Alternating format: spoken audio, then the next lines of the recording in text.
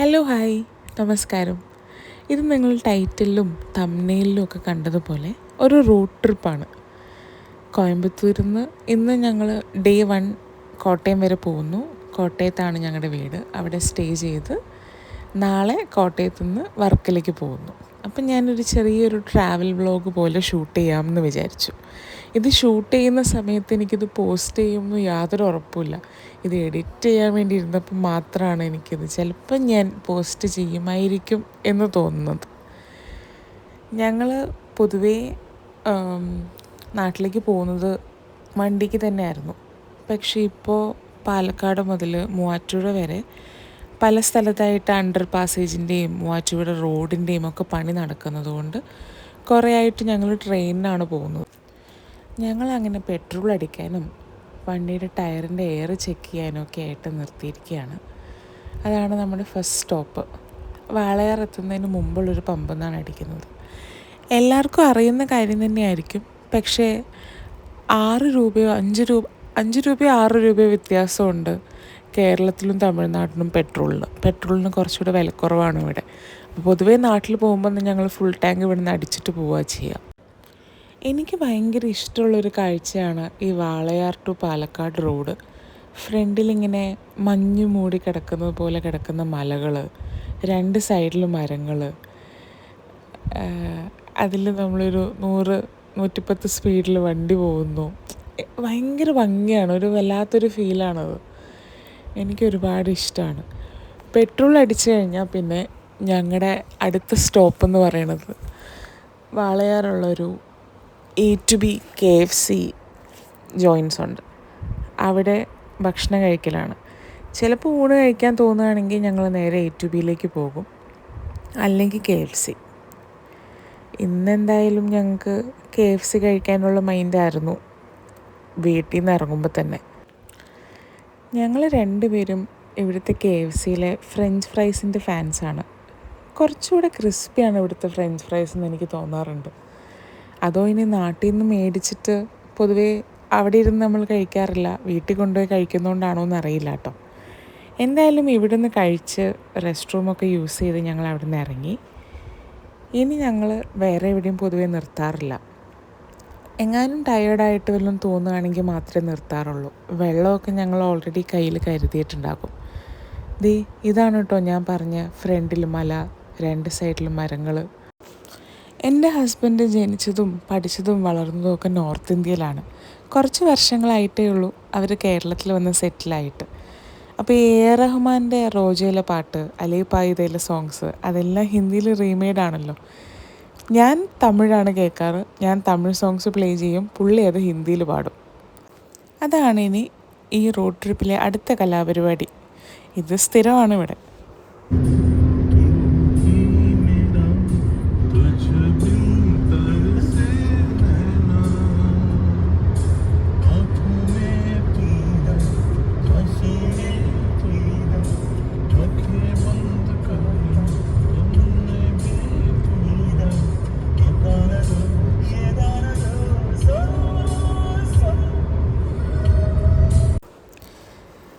Walayar toll കടന്നു. ഇനി നമ്മുടെ മെയിൻ പരിപാടി ക്രോഷ്യ ചെയ്യുക എന്നുള്ളതാണ്. കേരളത്തിൽ കാറ്റടിച്ചു കഴിഞ്ഞാൽ എനിക്ക് അപ്പം ക്രോഷ്യ ചെയ്യണം. ഈ ക്രോഷ്യ ഞാൻ വളരെ അൺഎക്സ്പെക്റ്റഡായിട്ട് എത്തിപ്പെട്ട ഒരു മേഖലയാണ് കേട്ടോ. ലാസ്റ്റ് മന്ത്, അതായത് ജൂൺ 2025 ഞാനിത് ആദ്യമായിട്ട് ഒരു യാണും ഹുക്കും കൈകൊണ്ട് തൊടുന്നത്. വളരെ റാൻഡമായിട്ട് ഞാനൊരു ഇൻസ്റ്റഗ്രാം റീല് കാണുകയും എനിക്ക് അതിനോട് എന്തോ ഒരു ഇൻട്രസ്റ്റ് തോന്നുകയും അങ്ങനെ ഞാനൊരു യാൺ ഓർഡർ ചെയ്യുകയൊക്കെ ആയിരുന്നു കേട്ടോ. എനിക്ക് അറിഞ്ഞൂടാ ഇത് ഞാൻ എത്രത്തോളം കണ്ടിന്യൂ ചെയ്യും എന്നൊന്നും. പക്ഷേ ആസ് ഓഫ് നൗ ഇപ്പോൾ പറയുമ്പോൾ എനിക്ക് ഭയങ്കര ഇൻട്രസ്റ്റ് ഉള്ളൊരു സാധനമാണ് യാണും ഹുക്കും വെച്ചിട്ട് എന്തെങ്കിലും ഒന്നൊരു സാധനം ഉണ്ടാക്കുക. അത് ഞാനിപ്പോൾ എൻ്റെ വീട്ടിലും എൻ്റെ കസിൻസിനും ഒക്കെയാണ് ഓരോന്ന് കൊണ്ട് കൊടുക്കാറുള്ളത്. അത് കാണുമ്പോൾ അവരുടെ അപ്രീസിയേഷൻ എനിക്കത് ഭയങ്കര ഒരു കിക്കാണ് തരുന്നത്. ഈ ചാനൽ തുടങ്ങുന്നത് തന്നെ ഈ ക്രോഷ്യ കാരണമാണ് കേട്ടോ. ഞാൻ ക്രോഷ്യ പഠിക്കുന്നത് ഞാൻ എങ്ങനെയാണ് പഠിച്ചെടുത്തത്. ഏതെങ്കിലും ഒരു കാലത്ത് ഞാൻ ക്രോഷ്യയിലൊരു വലിയ സംഭവമായി കഴിഞ്ഞാൽ ഇത് ഡോക്യുമെൻ്റ് ചെയ്യണം, അങ്ങനെയൊക്കെയുള്ള ഓവർ തിങ്കിങ്ങിൻ്റെ ഭാഗമായിട്ടാണ് ഈ ചാനൽ തന്നെ വന്നത്. ഇന്ന് ഞാനിപ്പോൾ എന്തായാലും ട്രൈ ചെയ്യുന്നത് ഒരു പ്ലേസ് മാറ്റ്, വളരെ സിമ്പിൾ പാറ്റേണിൽ വളരെ ബേസിക് സ്റ്റിച്ചസ് മാത്രം യൂസ് ചെയ്തിട്ടുള്ളൊരു പ്ലേസ് മാറ്റ് ഉണ്ടാക്കാം എന്നാണ്. അങ്ങനെ പ്ലേസ് മാറ്റ് ഉണ്ടാക്കി ഞാൻ വീടെത്തിക്കഴിഞ്ഞു.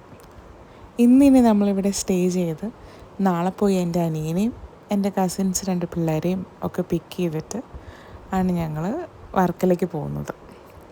അപ്പോൾ ശരി, നാളെ കാണാം. ശനിയാഴ്ച രാവിലെയാണ് ഞങ്ങൾ വീട്ടിൽ നിന്ന് ഇറങ്ങുന്നത് വർക്കല പോകാൻ വേണ്ടി. ആദ്യം കോട്ടയത്ത് തന്നെയുള്ള പാമ്പാടി എന്ന് പറയുന്ന സ്ഥലത്ത് പോയി എൻ്റെ കസിൻസിനെ 2 പേരെയും പിക്ക് ചെയ്യണം.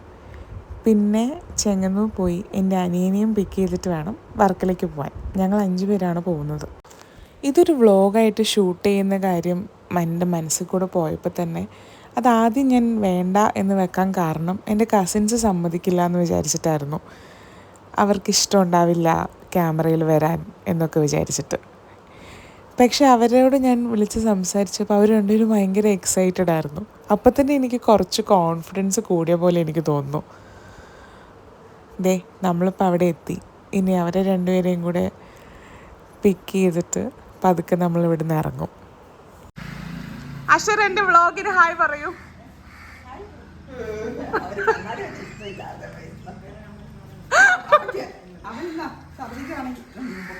പേപ്പർ പപ്പ കങ്ങനയിലെ പപ്പ എടുത്ത് വെച്ചിട്ടുണ്ട്. കവർ എടുക്കണം. ന്യൂസ് പേപ്പർ ഒക്കെ എൻ്റെ വ്ളോഗിന് ഹായ് പറ. ഞാനും വിചാരിച്ചു ആശാൻ എൻ്റെ അടുത്ത് ഷൂട്ട് ചെയ്തോന്ന് പറഞ്ഞതാ, പിന്നെന്താ അവന് ഇത്ര മടിയെന്ന്. അവൻ്റെ കണ്ണാടി തീരെ ഇഷ്ടമല്ല. ആ കണ്ണാടി വെച്ച് ഷൂട്ട് ചെയ്യരുത്, അവൻ കോണ്ടാക്ട് ലെൻസ് വെക്കുമ്പോൾ ഷൂട്ട് ചെയ്തോ എന്നാണ് അവൻ്റെ ഇപ്പോഴത്തെ ആവശ്യം. നമ്മളിതേ ഇപ്പോൾ ചെങ്ങന്നൂർ വന്ന് എൻ്റെ അനിയനെയും പിക്ക് ചെയ്തിട്ടുണ്ട്. എൻ്റെ അനിയൻ്റെ പേര് ആസ്റ്റിൽ എന്നാണ്. നമ്മളവനെ വീട്ടിൽ അപ്പു എന്ന് വിളിക്കും. ഈ വ്ളോഗിൽ ഇനി അവനെ അപ്പു എന്ന് വിളിക്കുന്നത് പ്രശ്നമാകുമെന്ന് എനിക്കറിയില്ല കേട്ടോ. അവൻ്റെ അടുത്ത് ചോദിച്ചപ്പോഴൊക്കെ അവൻ വീഡിയോ എടുത്തോന്നാണ് പറഞ്ഞത്. എൻ്റെ ദൈവമേ, ഒരു ഹായ് വാങ്ങിക്കാൻ പെട്ട പാട് തന്നു. അങ്ങനെ നമ്മൾ ചെങ്ങന്നൂരിൽ നിന്ന് ഇറങ്ങി. ഇനി നമ്മൾ അടൂർ പോയി. അടൂർ ഒരു സ്ഥലത്തു നിന്നാണ് നമ്മൾ ഫുഡ് കഴിക്കുന്നത്. ഭക്ഷണം കഴിച്ച് നേരെ വർക്കല. ചിലപ്പോൾ എൻ്റെ വ്ളോഗിലൂടെ ആയിരിക്കും നിങ്ങളൊക്കെ ഫേമസ് ആവാൻ പോകുന്നത്. അത് നിങ്ങൾ മറക്കണ്ട. ഞങ്ങൾ അടൂരുള്ള ഫിൽഫിൽ എന്ന് പറയുന്ന ഒരു റെസ്റ്റോറൻറ്റിൽ നിന്നാണ് ബ്രേക്ക്ഫാസ്റ്റ് കഴിച്ചത്. രാവിലെ തന്നെ നോൺ വെജ് കഴിക്കണമെന്ന് നിർബന്ധമാണ്. ഇനി അവിടെ നിന്ന് ഇറങ്ങി നേരെ നമ്മൾ വർക്കലയ്ക്ക് വിടുകയാണ്. ഞങ്ങൾ ഈ ട്രിപ്പ് പ്ലാൻ ചെയ്തത് കുറേ നാളായിട്ടുള്ള പ്ലാനിങ് ആണ്. അപ്സയും ആഷറും UK സെറ്റിൽഡ് ആയിരിക്കുന്നത്. അവരവിടുന്ന് നാട്ടിലേക്ക് വരുമ്പോൾ ഒരു ട്രിപ്പ് പോകണം അവരെയും കൂട്ടി എന്നുള്ളത് എൻ്റെ വലിയ ആഗ്രഹമായിരുന്നു. അതിനൊരുപാട് മുമ്പേ നമ്മൾ പ്ലാൻ ചെയ്ത് തുടങ്ങിയതുമാണ്. ഞങ്ങൾ വർക്കലയിലൊരു പ്രോപ്പർട്ടി ബുക്ക് ചെയ്തിരുന്നു. ഒരു വില്ല പ്രോപ്പർട്ടി ആയിരുന്നു. മൊത്തം വില്ല നമുക്ക് സ്വന്തമായിട്ട് കിട്ടും 2 ദിവസത്തേക്ക്. ശനി ഞായറും അവിടെ നിൽക്കുന്നു. തിങ്കളാഴ്ച രാവിലെ തിരിച്ചു പോരുന്നു. ഇതായിരുന്നു നമ്മുടെ ആദ്യത്തെ പ്ലാൻ എന്ന് പറയുന്നത്. പക്ഷേ ആ പ്ലാൻ എല്ലാം അവിടെ എത്തിയപ്പോൾ തകിടം മറിഞ്ഞു പോയി എന്നുള്ളതാണ്. നമ്മൾ ബുക്ക് ചെയ്തു, അഡ്വാൻസും കൊടുത്തു, അവരെ ഫോൺ ചെയ്ത് അവർ നമുക്ക് കൺഫർമേഷൻ മെസ്സേജും ഇമെയിലും ഒക്കെ അയച്ചതാണ്. പക്ഷെ ഞങ്ങൾ അവിടെ ചെന്ന് ഡോറ് തുറക്കാൻ വേണ്ടിയിട്ട് നോക്കിയപ്പോൾ ഡോർ ലോക്കാണ്. അപ്പം നമ്മളിതിൻ്റെ ഓണേഴ്സിനെ, ഞങ്ങൾ ബുക്ക് ചെയ്ത പ്രോപ്പർട്ടിയുടെ ഓണേഴ്സിനെ വിളിച്ച് ചോദിച്ചപ്പോൾ അവർ പറയുക, അയ്യോ ഞങ്ങൾക്ക് വേറെ ഗസ്റ്റ് ഉണ്ട്, നിങ്ങളെന്താ ഇത്രയും നാളായിട്ട് ഞങ്ങളെ വിളിക്കാതിരുന്നതെന്ന്. അപ്പം ഞാൻ അയച്ച മെസ്സേജും ഞാൻ അവർക്ക് GPay ചെയ്ത് കൊടുത്ത അഡ്വാൻസ് നമ്മൾ Google Pay ചെയ്ത് കൊടുക്കുമായിരുന്നു. അതിൻ്റെ സ്ക്രീൻഷോട്ടും ഒക്കെ ഞാൻ വിളിച്ച നമ്പറിലേക്ക് വാട്സപ്പ് ചെയ്തപ്പോൾ അവർ തിരിച്ച് വിളിച്ചിട്ട്, അയ്യോ പുതിയൊരു പയ്യനായിരുന്നു, അവനറിയാതെ വേറൊരാൾക്ക് ഓൾറെഡി ബുക്കിംഗ് കൊടുത്തു പോയി, ഇപ്പം പ്രോപ്പർട്ടിയിൽ ഓൾറെഡി ഗസ്റ്റ് ഉണ്ട് എന്നൊക്കെ പറഞ്ഞു. ഞങ്ങൾക്ക് പെട്ടെന്ന് എന്ത് ചെയ്യണമെന്ന് അറിയില്ല. ഞാനും ഹസ്ബൻഡും അനിയനും മാത്രമായിരുന്നെങ്കിൽ ഞങ്ങൾ എന്തെങ്കിലും ചെയ്തേനെ. ഇതിപ്പോൾ ഈ പിള്ളേരും കൂടെ ഉണ്ടായതുകൊണ്ട് ഇതുങ്ങളെയും കൊണ്ട് ഇതിപ്പോൾ എങ്ങോട്ട് പോകും? എന്തോ ഭാഗ്യത്തിന് വർക്കല ഇപ്പോൾ സീസൺ ടൈം അല്ലല്ലോ, അതുകൊണ്ട് നമുക്ക് എവിടെ ചെന്നാലും റൂം കിട്ടും എന്നുള്ളൊരവസ്ഥയായി. പക്ഷെ എന്നാലും ഞങ്ങൾ കുറേ ചുറ്റി. ഞങ്ങൾക്ക് മനസ്സിന് ഇഷ്ടപ്പെട്ട, ഒരുപാട് ക്രൗഡഡും ആയിരിക്കരുത്, എന്നാൽ ഒരുപാട് അങ്ങോട്ട് ഒരു സ്റ്റാൻഡേർഡ് ഏരിയയും ആയിരിക്കരുത്, അങ്ങനെ കുറച്ച് ഡിമാൻഡ്സും ഉണ്ടായിരുന്നു. പക്ഷേ അവസാനം ഞങ്ങൾ ഒരു ലീഷർ വാലി എന്ന് പറയുന്ന ഒരു പ്രോപ്പർട്ടിയാണ് പിന്നെ കണ്ടുപിടിക്കുന്നത്. അതിൻ്റെ വീഡിയോ ഞാൻ കാണിക്കാം കേട്ടോ. പക്ഷേ ഇതൊരു വളരെ ഒരു ബാഡ് എക്സ്പീരിയൻസ് ആയിരുന്നു ഞങ്ങൾക്ക്. ഈ വീഡിയോ എഡിറ്റ് ചെയ്യാൻ നേരത്താണ് ഞാൻ കാണുന്നത്. ഇവർ മൂന്നുപേരും ഉറങ്ങുകയെന്നാണ് ഞാൻ വിചാരിച്ചത്. പക്ഷെ അപ്സ ചിരിക്കുന്നുണ്ട്. അവൾ ഉറങ്ങുമായിരുന്നില്ല, അവൾ അഭിനയിക്കുകയായിരുന്നു. ഇതായിരുന്നു കേട്ടോ ഞാൻ ആദ്യം പറഞ്ഞ വില്ല. പക്ഷേ അതിൻ്റെ അകത്ത് കയറാൻ പറ്റിയില്ല, ഓൾറെഡി ആളുണ്ടായിരുന്നു എന്ന് ഞാൻ പറഞ്ഞില്ലേ. നമുക്കതൊരു വല്ലാത്തൊരു എക്സ്പീരിയൻസ് ആയിരുന്നു. പിള്ളേരെയും കൊണ്ട് പോകുന്നത് കൊണ്ടാണ് കൂടുതലും ഞാൻ കുറച്ച് വറീഡായത്. പക്ഷെ അവർ ഭയങ്കര സ്പോട്ടായിട്ടാണ് ഇതെടുത്തത് കേട്ടോ. ഞാൻ ആലോചിച്ച് വറീഡാവുമ്പോൾ തന്നെ അവർ രണ്ടുപേരും ആയിരുന്നു എന്നോട് ആഷ്ലി ചേച്ചി വിഷമിക്കണ്ട, let's go with the flow എന്നൊക്കെ പറഞ്ഞത്. ഇതായിരുന്നു കേട്ടോ നമ്മൾ രണ്ടാമത് കണ്ടുപിടിച്ച റിസോർട്ടല്ല, ചെറിയ ചെറിയ കോട്ടേജസ് പോലെ. ഇതിൻ്റെ ഒരു മെയിൻ അട്രാക്ഷൻ എന്താണെന്ന് വെച്ചിട്ടുണ്ടെങ്കിൽ ഒരു വിശാലമായ പൂളുണ്ടായിരുന്നു ഇവിടെ. ഈ പൂളായിരുന്നു ഞങ്ങളുടെ ഏറ്റവും കൂടുതൽ ഈ പ്രോപ്പർട്ടി എടുക്കാൻ വേണ്ടിയിട്ട് എൻകറേജ് ചെയ്ത ഒരു മെയിൻ ഫാക്ടർ. എവിടെ താമസിക്കും തപ്പി നടന്ന് സത്യത്തിൽ എല്ലാവരും ക്ഷീണിച്ചിരുന്നു. പക്ഷേ പിള്ളേർ രണ്ടുപേരും വാ നമുക്ക് പൂളിൽ ചാടാമെന്നും പറഞ്ഞുകൊണ്ട് ആദ്യം തന്നെ വളരെ എന്താ പറയുക ആവേശത്തോടു കൂടി വെക്കുകയായിരുന്നു. അപ്പു ആണെങ്കിൽ കുറച്ച് നേരം കിടന്നിട്ട് പോവാം എന്നൊക്കെ പറഞ്ഞിട്ടും അവർ സമ്മതിക്കുന്നുണ്ടായിരുന്നില്ല. നമുക്ക് പൂളിൽ ചാടാമെന്നും പറഞ്ഞുകൊണ്ട് ഫുൾ എന്തൂസിയാസത്തിലായിരുന്നു അവർ. ആഷറിന് കുറച്ച് മോഷൻ സിക്നെസ് ഉള്ളതുകൊണ്ട് വീട്ടിൽ നിന്ന് കവറും ന്യൂസ് പേപ്പറിൻ്റെ മേളിലിരിക്കണമെന്നും അവൻ്റെ കയ്യിലൊരു ബ്രിസ് ബാൻഡും ഒക്കെ ആയിട്ടാണ് അവൻ വന്നേക്കുന്നത്. പക്ഷേ അവന് പോലും ഒരു ടയേർഡ്നെസ്സും ഉണ്ടായിരുന്നില്ല. എനിക്ക് തോന്നുന്നു ഫാമിലി ആയിട്ട് എല്ലാവരും കൂടെ പോകുമ്പോൾ അവനെയും കൂടി ഇൻക്ലൂഡ് ചെയ്തിട്ടുള്ള പ്രത്യേകിച്ച് കോൺവെർസേഷൻസ് ഒന്നും ഇല്ലാതിരിക്കുന്നതുകൊണ്ടായിരിക്കും അവൻ ആ മോഷൻ സിക്നെസ് വരുന്നതെന്നാണ്. നമ്മൾ ഫുള്ള് അവനിഷ്ടമുള്ള പാട്ടും അവനെയും കൂടി ഇൻക്ലൂഡ് ചെയ്തിട്ടുള്ള അവൻ്റെ പ്രോം റീസെൻ്റ്ലിയാണ് കഴിഞ്ഞത്, അതിൻ്റെ വിശേഷങ്ങളും ഒക്കെ ചോദിച്ചിരുന്നത് കൊണ്ട് അവനും വളരെ കംഫർട്ടബിൾ ആയിരുന്നു എന്നാണ് അവനും പറയുന്നത്. അങ്ങനെ നമ്മൾ ഡ്രസ്സൊക്കെ ചേഞ്ച് ചെയ്ത് പൂളിലേക്ക് ഇറങ്ങാൻ വേണ്ടിയിട്ട് റെഡി ആവുകയാണ്. പൂളിലേക്ക് ഇറങ്ങുന്നതിന് മുമ്പ് അളിയന്മാർക്ക് രണ്ടുപേർക്കും ഓരോ എണ്ണം പിടിപ്പിച്ചിട്ട് ഇറങ്ങണം എന്ന് പറഞ്ഞതുകൊണ്ട് രണ്ടുപേരും കൂടെ അതിനിരുന്നു. അപ്സയുടെ നാണമൊക്കെ കണ്ടാൽ തോന്നും വേറെ എന്തോ ആണ് ആ ഗ്ലാസ്സിലുള്ളതെന്ന്. മൗണ്ടൻ ഡ്യൂ ഒഴിച്ചിട്ടാണ് ഇത്ര വലിയ ഷോ കാണിക്കുന്നത്. ചെറുതായിട്ട് മഴ ചാറുന്നുണ്ടായിരുന്നു. പക്ഷെ അതൊന്നും കാര്യമാക്കാതെ നമ്മളിവിടെ ബുക്ക് ചെയ്തതിൻ്റെ മെയിൻ ഉദ്ദേശമായ പൂളിലേക്ക് ഞങ്ങൾ പോവുകയാണ്.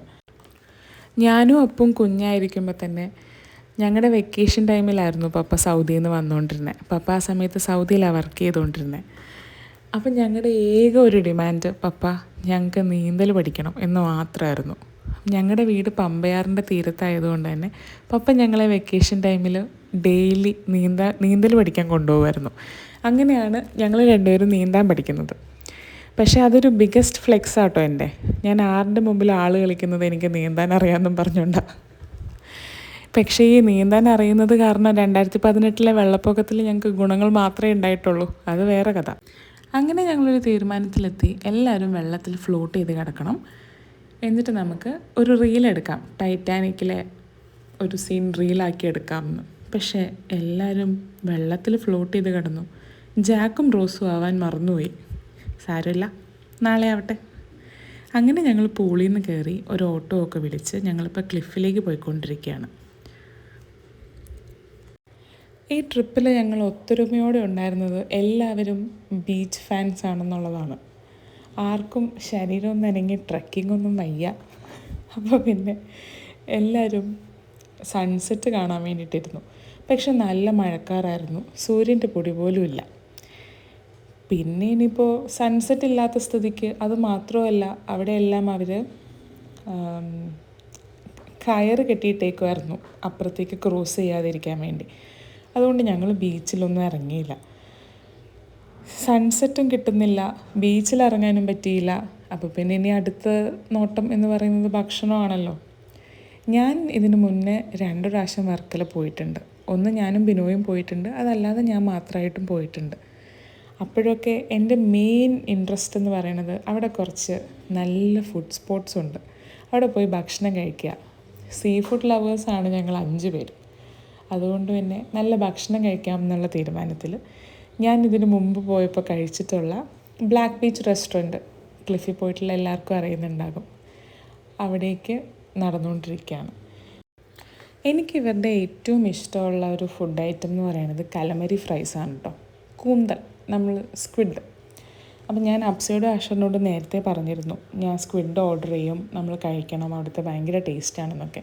പക്ഷെ അവർ ഗൂഗിൾ ചെയ്ത് നോക്കിയിട്ട് ഇതെങ്ങനെ കഴിക്കുന്നത് എന്നൊക്കെ പറഞ്ഞിട്ട് അവരാകെ സ്കെപ്റ്റിക്കലായിരുന്നു. എന്തായാലും ഞാൻ വിചാരിച്ചിരുന്നു ഇവരെ കൊണ്ട് ഒരു പീസെങ്കിലും കലമറി ഫ്രൈസ് കഴിപ്പിച്ച് നോക്കണമെന്ന്. നിങ്ങൾ ആരെങ്കിലും വർക്കല ക്ലിഫിൽ പോകുന്നുണ്ടെങ്കിൽ ഈ ബ്ലാക്ക് ബീച്ച് റെസ്റ്റോറൻറ്റിൽ പോയിട്ട് അവരുടെ കലമറി ഫ്രൈസ് എന്തായാലും ട്രൈ ചെയ്ത് നോക്കണം കേട്ടോ. ഒരു മസ്റ്റ് ട്രൈ ആണെന്നാണ് എൻ്റെ അഭിപ്രായം. എനിക്ക് ഭയങ്കര ഇഷ്ടമാണ്. ഞാൻ ഈ 3ാമത്തെ തവണ പോയിട്ടും അവിടെ ചെന്ന് ഞാൻ ഓർഡർ ചെയ്തത് കലമറി ഫ്രൈസ് തന്നെയാണ്. ആദ്യം എല്ലാവരും വേണ്ട എന്നൊക്കെ പറഞ്ഞതുകൊണ്ട് 2 പ്ലേറ്റ് മാത്രമേ ഞങ്ങൾ ഓർഡർ ചെയ്തുള്ളൂ. പിന്നെ 2, 4 ആയത് മാത്രം എനിക്ക് ഓർമ്മയുണ്ട്. എൻ്റെ കൂടെ കൂടി ബിനോയും കഴിക്കാൻ തുടങ്ങിയ കുറച്ച് സാധനങ്ങളിലൊന്നാണ് കേട്ടോ കലമരി ഫ്രൈസ്. അതിനു മുമ്പ് ബിനോയ് അങ്ങനെ ട്രൈ ചെയ്തിട്ടില്ല എന്നാണ് എൻ്റെ ഓർമ്മ. അങ്ങനെ ഞങ്ങൾ നല്ല സീ ഫുഡൊക്കെ കിട്ടും അവിടെ, പ്രോൺസും മീൻ പൊള്ളിച്ചതും ഒരുപാട് ഫുഡുകൾ. അതെല്ലാം കഴിച്ച് ഞങ്ങൾ പതുക്കെ തിരിച്ച് ഞങ്ങളുടെ കോട്ടേജിലേക്ക് തന്നെ പോയി. പിറ്റേന്ന് രാവിലെ ഞങ്ങളെല്ലാവരും റെഡിയായി. അതിനു മുമ്പുള്ള വീഡിയോസൊക്കെ ഞാൻ എടുക്കാൻ മറന്നു. കാരണം ഞാൻ പറഞ്ഞില്ലേ, ഇങ്ങനൊരു വ്ളോഗ് എടുക്കും, വ്ളോഗ് പോസ്റ്റ് ചെയ്യും എന്നുള്ളൊരു ചിന്തയൊന്നും ഇല്ലാഞ്ഞതുകൊണ്ട് കുറേ ഭാഗമൊക്കെ ഞാൻ മറന്നുപോയി. ഇതൊക്കെ ഷൂട്ട് ചെയ്യണം അല്ലേ എന്നൊക്കെ ഞാൻ വിട്ടുപോയി. പിന്നെ എല്ലാത്തിനും ഒരു ഫസ്റ്റ് ടൈം ഉണ്ടെന്നാണ് എൻ്റെ ഫ്രണ്ട് ഇന്നലെയും കൂടെ എനിക്ക് മെസ്സേജ് ചെയ്തത്. ഞാനിത് പോസ്റ്റ് ചെയ്യാൻ എനിക്ക് മടിയാണെന്ന് പറഞ്ഞപ്പോൾ അവൾ എന്നോട് പറഞ്ഞു എല്ലാ കാര്യങ്ങൾക്കും ഒരു ഫസ്റ്റ് ടൈം ഉണ്ട്, ചിലപ്പോൾ ഇതായിരിക്കും നിൻ്റെ ഈ ഫസ്റ്റ് ടൈം എന്നാണ്. അപ്പോൾ ഞാൻ രണ്ടും കൽപ്പിച്ചാണ് ഇത് ഇപ്പോൾ എഡിറ്റ് ചെയ്യാനിരിക്കുന്നത് തന്നെ. അങ്ങനെ ഞങ്ങൾ അവിടുന്ന് ചെക്കൗട്ട് ചെയ്ത് പോവുകയാണ്. ഞങ്ങൾ വിചാരിച്ചു ഇത് ഞങ്ങൾ സാറ്റർഡേ ലീഷർ വാലിയിൽ സ്റ്റേ ചെയ്തു, സൺഡേ നമുക്ക് വേറെ എവിടെയെങ്കിലും സ്റ്റേ ചെയ്യാം എന്ന് വിചാരിച്ചു. അങ്ങനെ ഞങ്ങൾ പൂളിനോടൊക്കെ ബായി ഒക്കെ പറഞ്ഞാണ് ഇവിടുന്ന് ഇറങ്ങുന്നത്. പക്ഷെ പോകുന്ന ഞങ്ങൾക്കറിയില്ലല്ലോ തിരിച്ച് ഞങ്ങൾ ഇങ്ങോട്ട് തന്നെ വരുമെന്ന്. അതെന്താ സംഭവിച്ചതെന്നറിയോ? ഇവിടെ നിന്ന് ഇറങ്ങി ഞങ്ങൾ നേരെ മാംഗ്രൂവ് വില്ലേജിലേക്ക് പോവാം എന്നാണ്, മാംഗ്രൂവ് ഫോറസ്റ്റിലേക്ക് പോവാം. അവിടെയൊക്കെ ഒന്ന് എക്സ്പ്ലോർ ചെയ്തിട്ട് വൈകിട്ട് വേറെ എവിടെയെങ്കിലും ഇതുപോലെ സ്റ്റേ ചെയ്യാം, മൺഡേ രാവിലെ തിരിച്ചു പോവാം എന്നാണ് ഞങ്ങൾ പ്ലാൻ ചെയ്തിരുന്നത്. പക്ഷെ ഞങ്ങൾ 2-3 സ്ഥലം പോയി നോക്കിയിട്ടും അവിടെ ഒന്നും ഞങ്ങൾക്ക് മനസ്സിനങ്ങോട്ട് പിടിച്ചില്ല. അതെന്തുകൊണ്ടാണെന്നറിയില്ല. ഞങ്ങൾക്ക് ഇവിടുത്തെ പൂളും ഇവിടുത്തെ ഒരു കാംനെസ്സും പിന്നെ ഇവിടെ അങ്ങനെ അധികം ഗസ്റ്റ് ഉണ്ടായിരുന്നില്ല. ഞാൻ പറഞ്ഞില്ലേ വർക്കല ഇപ്പോൾ സീസൺ ടൈം അല്ലാത്തത് കൊണ്ട് അധികം ഗസ്റ്റും ഉണ്ടായിരുന്നില്ല. അപ്പം ഞങ്ങൾക്ക് ഈ ഒരു ഏരിയ അങ്ങോട്ട് ഇഷ്ടപ്പെട്ടതുകൊണ്ട് ഇപ്പം ബായൊക്കെ പറഞ്ഞ് ഇറങ്ങിയെങ്കിലും ഞങ്ങൾ തിരിച്ച് ഇങ്ങോട്ട് തന്നെ വൈകുന്നേരം ആ ചേട്ടനെ പിന്നെയും വിളിച്ച് ചേട്ടാ ഇന്നും കൂടെ ഞങ്ങളവിടെ നിന്നോട്ടെ എന്ന് ചോദിച്ച് തിരിച്ച് വരികയാണ് ഉണ്ടായത്. പക്ഷേ ഇതിനു മുമ്പ് ഞാൻ ബുക്ക് ചെയ്ത പ്രോപ്പർട്ടി പോയതിൽ എനിക്ക് യാതൊരു വിഷമവും തോന്നാതിരുന്നത് ഇങ്ങനൊരു കോട്ടേജ് ഞങ്ങൾക്ക് കിട്ടിയപ്പോഴാട്ടോ. കാരണം ഇത് പക്ഷേ പറഞ്ഞത് അപ്സയാണ്, everything happens for a reason. ശരിയാ, എന്തോ ഒരു നല്ല കാര്യം സംഭവിക്കാൻ വേണ്ടിയിട്ടായിരുന്നു ആ പ്രോപ്പർട്ടി ഞങ്ങൾക്ക് കിട്ടാതെ പോയത്. ആദ്യം ഞങ്ങളുടെ വീട്ടുകാർക്കും ഒക്കെ ഒരു വിഷമമായിരുന്നു, ഇങ്ങനെ ചെയ്യാൻ പാടുണ്ടോ, നിങ്ങളെന്നാൽ സാറ്റർഡേ മാത്രം അവിടെ നിന്നിട്ട് സൺഡേ നിങ്ങൾ തിരിച്ചു വാ എന്നൊക്കെ പറഞ്ഞിട്ട്. മാസങ്ങളായിട്ടുള്ള പ്ലാനിങ് ആണ് ഇപ്പോൾ എക്സിക്യൂട്ട് ചെയ്തേക്കുന്നത്. അപ്പോൾ എങ്ങനെയാണിത് പാതിക്ക് വെച്ച് നിർത്തിയിട്ട് പോകുന്നതെന്ന് ഓർത്തിട്ട് എനിക്ക് ആകെ ഒരു ബുദ്ധിമുട്ടായിരുന്നു. അങ്ങനെ ഇപ്പോൾ ഞങ്ങൾ മാംഗ്രൂവ് ഫോറസ്റ്റിലേക്ക് പോവുകയാണ്. മാംഗ്രൂവ് ഫോറസ്റ്റിൽ ഒരുപാട് ആക്ടിവിറ്റീസ് ഉണ്ടെങ്കിലും ഞങ്ങൾ ചൂസ് ചെയ്തത് ബോട്ടിംഗ് തന്നെയായിരുന്നു കേട്ടോ. അപ്സയ്ക്കും ആഷറിനും കയാക്കിങ് ചെയ്യണമെന്നുണ്ടായിരുന്നു. ആദ്യം ഞാൻ അവരോട് പറഞ്ഞത് മഴ കാരണം ചിലപ്പോൾ കയാക്കിങ് അവിടെ കാണില്ലായിരിക്കും എന്നൊക്കെയാണ്. പക്ഷേ ബോട്ടിൽ കയറി ഇറങ്ങിക്കഴിഞ്ഞപ്പോൾ അവർ പറഞ്ഞു കയാക്കിങ്ങിന് പോകാഞ്ഞോ നന്നായി എന്ന്. കാരണം 1.5 മണിക്കൂർ ചെയ്യണം, അത്രയും ദൂരമൊന്നും അപ്സ ചെയ്യില്ല.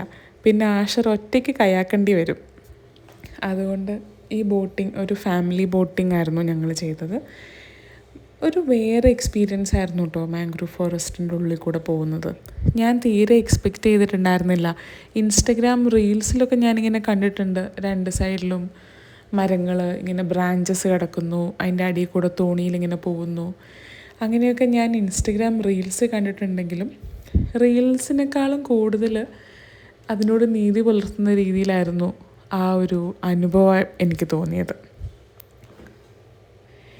നമ്മൾ ബോട്ടിലിങ്ങനെ പോകുമ്പോൾ ഫ്രണ്ടിൽ കയാക്ക് ചെയ്യുന്നവർ തളർന്ന് പതുക്കെ പതുക്കെ പോകുന്നുണ്ടായിരുന്നു കേട്ടോ.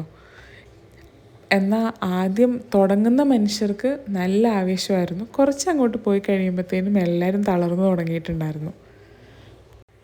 ഈ ട്രിപ്പിൽ മുഴുവൻ നമ്മുടെ ഫുഡ് സ്പോട്ട്സ് എക്സ്പ്ലോർ ചെയ്തതല്ലാതെ ബാക്കിയെല്ലാം ഞങ്ങൾ അപ്പം തോന്നുന്ന പോലെ ചെയ്യുമായിരുന്നു കേട്ടോ. കാരണം ഞങ്ങൾക്ക് മാംഗ്രൂവ് ഫോറസ്റ്റിൽ പോകാൻ യാതൊരു ഉദ്ദേശവും ഉണ്ടായിരുന്നില്ല. ഞങ്ങൾ വിചാരിച്ചത് കൊല്ലം മൺട്രോ ഐലൻഡിൽ പോവാം എന്നുള്ള ഒരു ഐഡിയയിലായിരുന്നു ഞങ്ങൾ ഉണ്ടായിരുന്നത്. പക്ഷേ ഞങ്ങൾ സ്റ്റേ ചെയ്ത കോട്ടേജിലെ ഓണറാണ് ഞങ്ങളോട് പറഞ്ഞത്, നിങ്ങൾ മാംഗ്രൂവ് ഫോറസ്റ്റിൽ പോകും, അത് ഇവിടുന്ന് 15 കിലോമീറ്ററിന് താഴെ ഉള്ളൂ, അവിടെ പോയി എക്സ്പ്ലോർ ചെയ്യുക, പോയിട്ടില്ലെങ്കിൽ എന്തായാലും പോകണം എന്നൊക്കെ പറഞ്ഞത്. അങ്ങനെയാണ് ഞങ്ങൾ മാംഗ്രൂവ് ഫോറസ്റ്റിലെത്തുന്നത്. കുറച്ച് അങ്ങോട്ട് പോയപ്പോഴത്തേനും ബ്രാഞ്ചസൊക്കെ ഒരുപാട് താഴോട്ട് കിടക്കുന്നതുകൊണ്ട് അപ്സ വള്ളത്തിനകത്ത് തന്നെ അങ്ങ് ഇരിക്കുകയായിരുന്നു. അവളുടെ ആ ഡ്രസ്സ് അലക്കിയെടുക്കാൻ പാപം വിജയാൻ്റെ എന്തോരം കഷ്ടപ്പെട്ടു എന്ന് മാത്രമാണ് ഇപ്പം ഇത് എഡിറ്റ് ചെയ്തുകൊണ്ടിരിക്കുമ്പോൾ ഞാൻ ആലോചിക്കുന്നത്.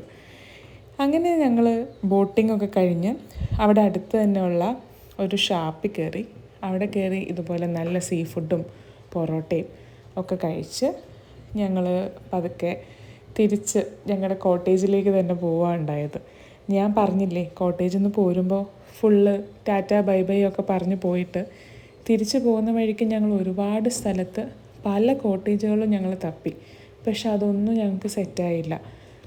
ചിലതിൻ്റെ പൂള് ശരിയായില്ല, ചിലത് റൂം ഞങ്ങൾക്ക് അത്രയും കംഫർട്ടബിളായിട്ട് തോന്നിയില്ല. അങ്ങനെ പല പ്രശ്നങ്ങൾ കാരണം അവസാനം ഞങ്ങൾ ലീഷർ വാലിയിൽ തന്നെ തിരിച്ചെത്തുകയുണ്ടായത്. പോകുന്ന വഴിക്ക് ഞങ്ങൾ ഒരു ബീച്ച് സൈഡിൽ കുറച്ച് നേരം ഒന്ന് ഇറങ്ങി നിന്നു കേട്ടോ. പക്ഷെ നല്ല വെയിലായിരുന്നു. തലേ ദിവസം ശനിയാഴ്ച നല്ല മഴയായിരുന്നതുകൊണ്ട് നല്ല കാറ്റും തണുപ്പും ഒക്കെ ഉണ്ടായിരുന്നു. പക്ഷെ ഞായറാഴ്ച ആയപ്പോഴത്തേനും നട്ട വെയിലായിരുന്നു. ഞാനും ബിനോയും ആഷറും ഇറങ്ങി കുറച്ച് വീഡിയോസും ഫോട്ടോസും ഒക്കെ ബീച്ച് സൈഡിൽ നിന്ന് എടുത്തിരുന്നു. അപ്പും അപ്സയും കാറിൽ നിന്ന് ഇറങ്ങിയിട്ടേ ഇല്ല. വെയിലാണ്, ടാൻ അടിക്കും എന്നൊക്കെ പറഞ്ഞിട്ട് അവർ രണ്ടുപേരും കാറിനകത്ത് തന്നെ ഇരുന്നു. ഇനി നമ്മൾ ഇവിടുന്ന് ബീച്ചിൽ നിന്ന് കയറി തിരിച്ച് നമ്മൾ നമ്മുടെ ലീഷർ വാലിയിലേക്ക് തന്നെ പോവുകയാണ്. ഇപ്പം തന്നെ പിള്ളേർ എക്സൈറ്റഡാണ്. കുറച്ച് നേരം ഒരു 2 hours നമുക്ക് റെസ്റ്റ് എടുക്കാം, അത് കഴിഞ്ഞിട്ട് ഉടനെ പൂളിൽ ഇറങ്ങണം എന്നും പറഞ്ഞുകൊണ്ടാണ് അവരിരുന്നത്. തിരിച്ച് കോട്ടേജിലെത്തി കുറച്ച് നേരം റെസ്റ്റ് ചെയ്തതിന് ശേഷം എല്ലാവരും പിന്നെയും പൂളിലേക്ക് ഇറങ്ങാൻ വേണ്ടിയിട്ട് റെഡിയായി. അപ്പോൾ ഇത്തവണ ഇറങ്ങിയിട്ടുണ്ടായിരുന്നില്ല, ബാക്കി എല്ലാവരും ഇറങ്ങിയിരുന്നു. ഞങ്ങൾ ഇന്നലെ റീലെടുക്കാൻ പറ്റിയില്ലല്ലോ, എല്ലാവരും ഫ്ലോട്ട് ചെയ്ത് കിടന്നു. പക്ഷേ ജാക്കും റോസും ഇല്ലാതിരുന്നതുകൊണ്ട് ഇന്ന് ഞാൻ റോസും ബിനോയ് ജാക്കും ആകാമെന്ന് തീരുമാനിച്ചു.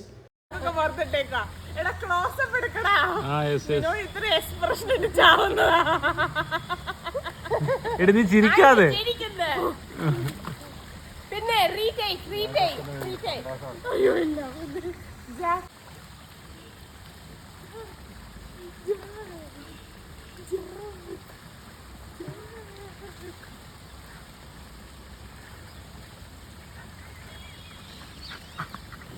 ടൈറ്റാനിക് ഒക്കെ കഴിഞ്ഞ് ഞങ്ങളൊരു ഓട്ടോ വിളിച്ച് ഇന്നും ക്ലിഫിലേക്ക് തന്നെ പോയി.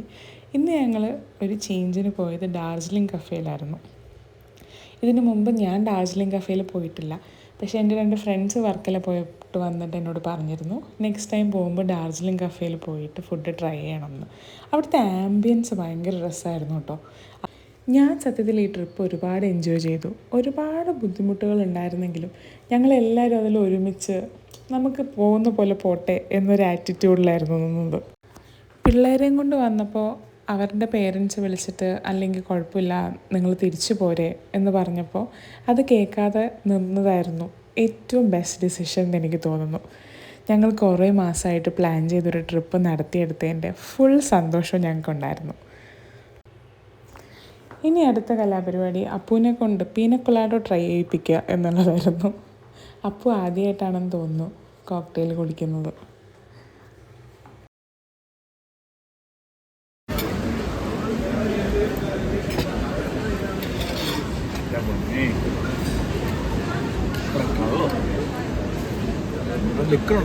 ആ അതല്ലേ കോക്ടെയില്. പീനക്കൊലാഡോ കുളിച്ചപ്പോ